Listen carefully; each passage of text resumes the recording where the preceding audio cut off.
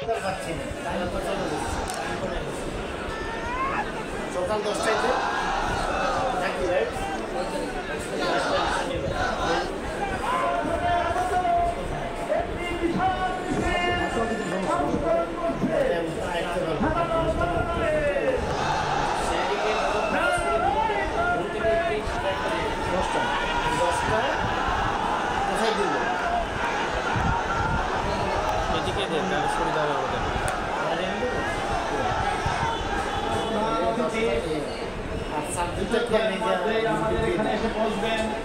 কর্মীদের চক্রটা যেহেতু আশেপাশের জেলা থেকে আগত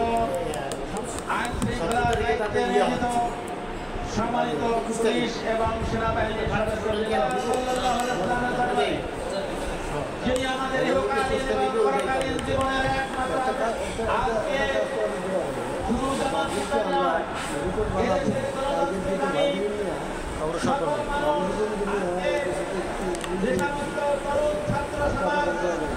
আমরা দয়া করে আল্লাহ তাদেরকে শহীদ হিসেবে কবুল করেন।